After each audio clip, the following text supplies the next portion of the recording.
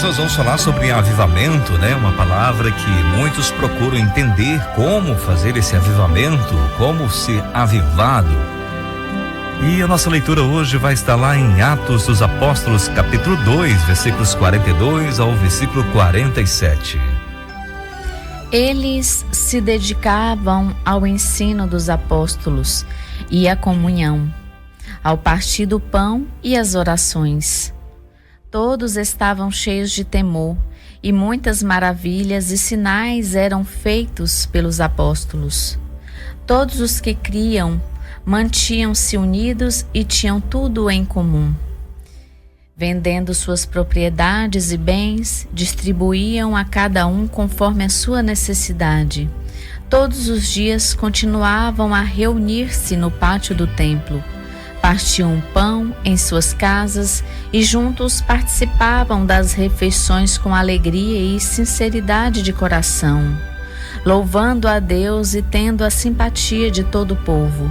E o Senhor lhes acrescentava todos os dias os que iam sendo salvos. Parece um sonho, né, essa palavra, né? Parece, essa sim. leitura aí, parece que a gente não está vivendo nesse mundo que estamos vivendo, num né? paraíso. É como se fosse uma utopia. Não existe, mas existe. Existiu no início da igreja. Mas o passar dos anos foram tantos lobos devoradores que atrapalharam o projeto de Cristo, vem atrapalhando. E assim muitos confundem o que significa avivamento com coisas diferentes do que é para ser. No versículo de destaque hoje nós lemos que em 2 Crônicas 7,14, que se o meu povo que se chama pelo meu nome se humilhar e orar, buscar a minha face e se afastar dos seus maus caminhos, dos céus o ouvirei, perdoarei o seu pecado e curarei a sua terra. Deus está disposto a curar a nossa terra, está disposto a nos libertar do pecado, nos trazer um avivamento, uma vida em comunhão, com paz, alegria, como que os irmãos da igreja primitiva, no início do século, né? No início da igreja, quando começou a igreja. Avivamento é um ato de se avivar, ou seja, de se tornar mais vivo, mais ativo, mais intenso, despertado e nítido. Este é um termo bastante usado no âmbito religioso para se referir ao período de renovação espiritual. Nós precisamos diariamente nos avivar, buscar a presença de Deus. Não é só um momento isolado da vida da igreja, mas tem que ser diariamente. O avivamento é um momento especial em que uma ou mais pessoas renovam a sua fé em Deus por meio do louvor, da pregação e da oração. Isto acontece quando um grupo de pessoas procuram se conectar mais com Deus, gerando mudanças positivas em suas vidas. Elas se arrependem do que fizeram de errado e mudam seus hábitos para melhor. O avivamento pode acontecer de forma individual ou coletiva. Isso acontece quando se arrependem dos seus erros, buscam mais a Deus, se entregam ao Espírito Santo e decidem viver de forma mais santa. Esse é verdadeiro avivamento, quando procuramos viver de uma forma que agrada ao Senhor, uma vida santa. Amigos, resumindo, avivamento é mudança de vida. É sair de uma situação mórbida, rotineira e ser ativo naquilo para qual seja o avivamento que você pretende.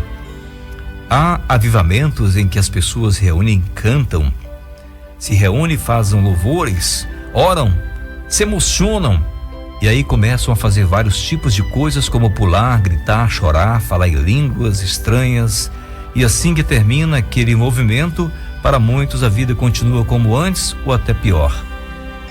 As mesmas práticas e costumes ressurgem e a vida segue. E então fica a pergunta: onde está aquele movimento fervoroso? O que aconteceu? Estava tão bom aquilo, mudou a vida das pessoas?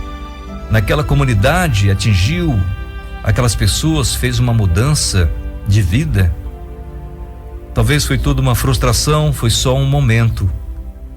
A verdade é quando realmente temos um encontro com Deus, de verdade, e sentimos a sua presença em nossas vidas, tudo muda, e não só no momento, mas é para sempre. começamos a buscar o Senhor de forma definitiva, o seu Espírito Santo passa a estar confortável em nosso corpo, em nossos corações, fazendo que nós sejamos obreiros autênticos e vivendo em santidade na presença do Senhor. Podemos ver na Bíblia pessoas que realmente foram avivadas pelo Espírito Santo de Deus. O mundo perdeu o valor para elas, nada mais nesse mundo importava. O desejo é exclusivamente cumprir a missão que o Senhor nos deixou, fazer a sua vontade, prestar o serviço para o reino de Deus. Veja em Atos 2 o relato de um verdadeiro avivamento, que é parte da leitura de hoje que fizemos, um pouquinho antes, lá no versículo 1 de Atos 2 diz: chegando o dia de Pentecoste, estavam todos reunidos num só lugar. De repente veio do céu um som como de um vento muito forte e encheu toda a casa no qual estavam assentados.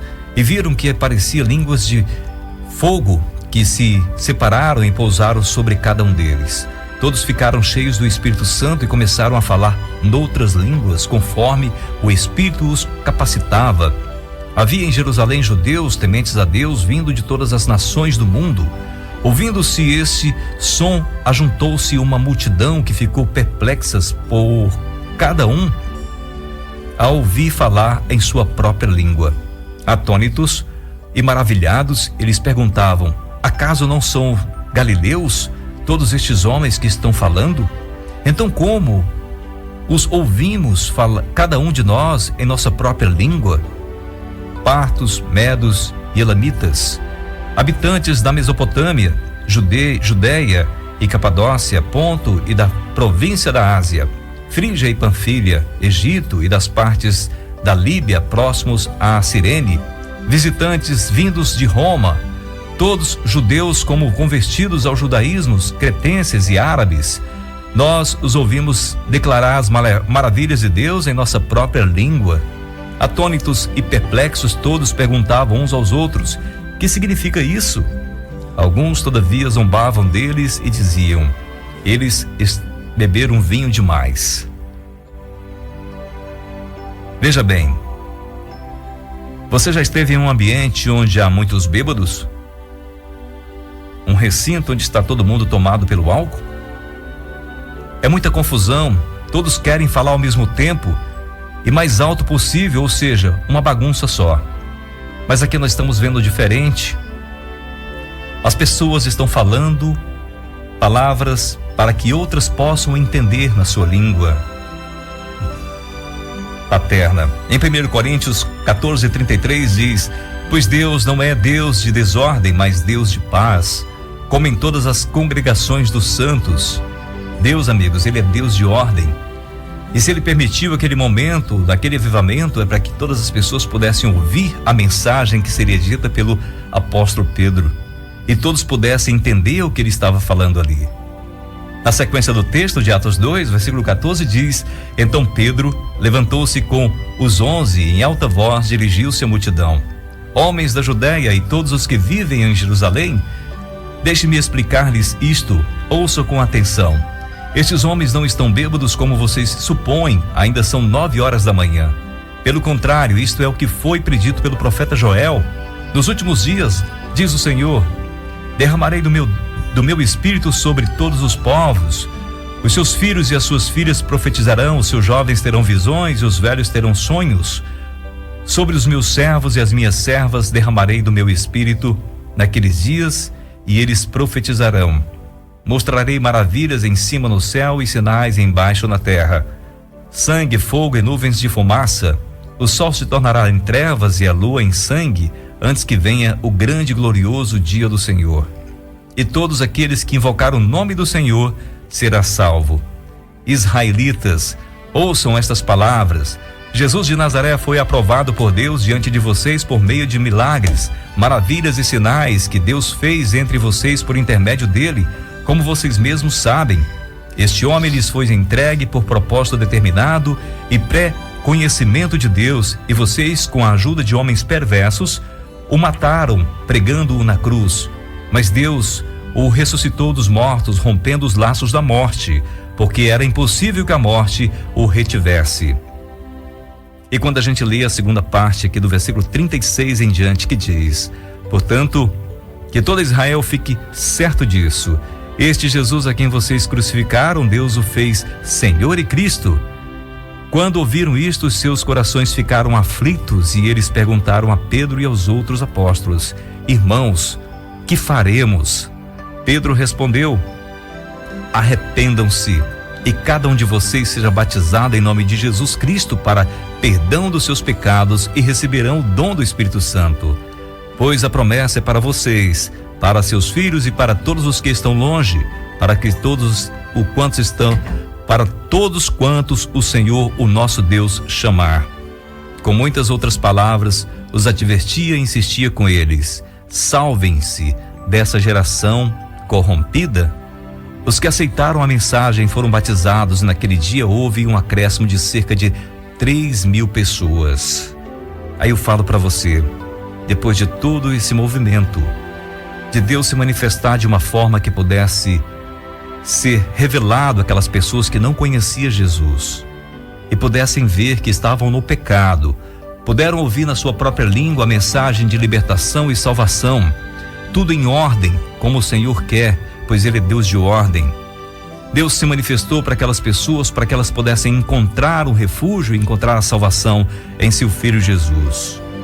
E depois de todas essas palavras, nós podemos ver na prática o resultado de um avivamento. Foi o texto que a Eliana leu agora há pouco, né? No versículo 42 do capítulo 2 diz: eles se dedicavam ao ensino dos apóstolos e à comunhão, ao partir do pão e às orações. Todos estavam cheios de temor e muitas maravilhas e sinais eram feitos pelos apóstolos.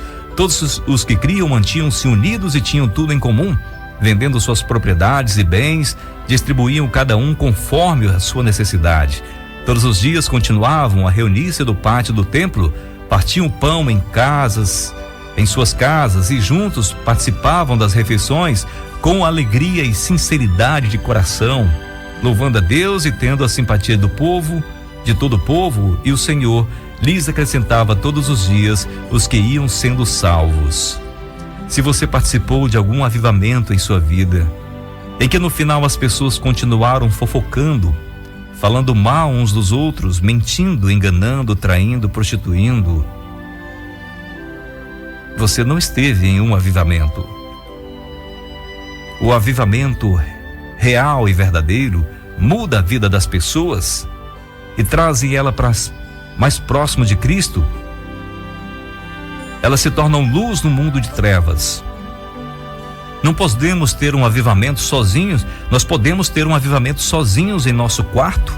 Você agora, aí onde você está, se você se sente fraco, se sente que precisa estar mais vivo na presença de Deus, peça ao Senhor. Fale com Ele aí nesse momento, Ele vai te ajudar. Um avivamento sozinho ou com os irmãos na igreja, desde que tenhamos uma mudança radical na vida dos que ali estão.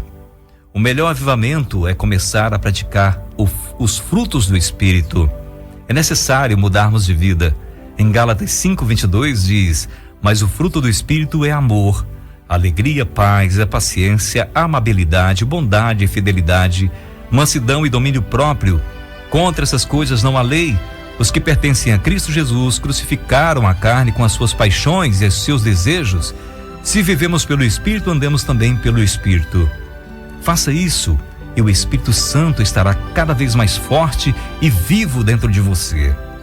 Se você acha difícil fazer isso devido às lutas diárias que você enfrenta, veja bem, seja qual for a tua luta, os teus desafios, as tuas limitações, não desanime. Para Deus não há impossível, nem que sequer há coisas difíceis para Ele. Você pode pensar que há coisas que nunca vão mudar na sua vida, que você sempre terá de enfrentar, mas Deus pode mudar. Não há nenhuma vida que o Senhor não possa mudar, mas Ele só vai mudar se você permitir essa mudança. Pode até doer, mas a verdade é que vai valer a pena. Tenha fé, acredite que Deus tem o melhor para você. E mude de vida hoje mesmo. Fale com o Senhor. Ative um avivamento na tua vida em buscar a Deus, em praticar os frutos do Espírito, e você vai ver o Espírito Santo de Deus ser fortalecido em você. Tenha uma vida avivada de verdade com o Espírito Santo de Deus. Veja o que o apóstolo Paulo fala em Gálatas 2, versículo 20. Fui crucificado com Cristo, assim já não sou eu quem vive, mas Cristo vive em mim.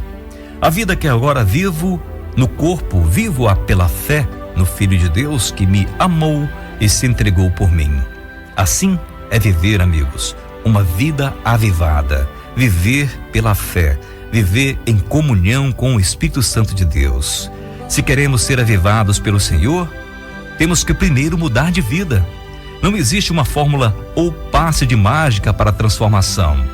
É praticar os frutos do Espírito, é orar, é ler a palavra de Deus e buscar conhecimento dela, saber que Deus está no comando e Deus quer mudar a nossa vida.